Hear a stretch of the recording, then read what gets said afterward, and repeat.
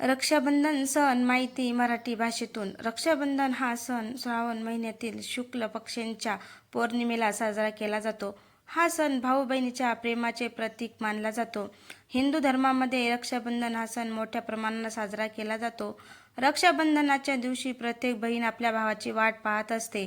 या दिवसाची बहीण आपल्या भावाला राखी बांधते आणि त्यांच्या दीर्घ आयुष्यासाठी प्रार्थना करते. या सणासाठी राखी, भेटवस्तू अशा बऱ्याच गोष्टींची तयारी अनेक दिवसापासून केली जाते. रक्षाबंधन हा हिंदू संस्कृतीमध्ये महत्त्वाचा सण मानला जातो. या दिवशी भारतीय संस्कृतीमध्ये भाऊ बहिणीचे स्नेह व उत्सवाचे पर्व म्हणून साजरा केला जातो. देशभरात हा सण मोठ्या उत्सवाने साजरा केला जातो. तसेच या सणाला देशभरात वेगवेगळ्या नावाने ओळखले जाते. उत्तर भारतात हा सण कजरी पौर्णिमा, तसेच पश्चिम भारतात नारळी पौर्णिमा या नावाने ओळखला जातो. हिंदू संस्कृतीमध्ये हा सण श्रावण महिन्यात पौर्णिमेला साजरा केला जातो. या दिवशी बहीण आपल्या भावाला उजव्या हाताच्या मनगटावर राखी बांधून भावास दीर्घ आयुष्य तसेच सुख शांती लाभ मिळो म्हणून प्रार्थना करते.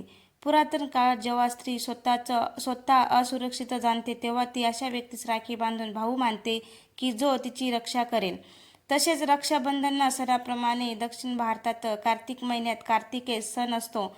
या दिवशी बहीण आपल्या भावाला जेवण देऊन त्यांचे दीर्घ आयुष्यासाठी प्रार्थना करते व भाऊ तिचे रक्षण करण्याचे वचन देतो. मित्रांनो, तुम्हाला ही पूर्ण कथा ऐकायची असेल तर माझ्या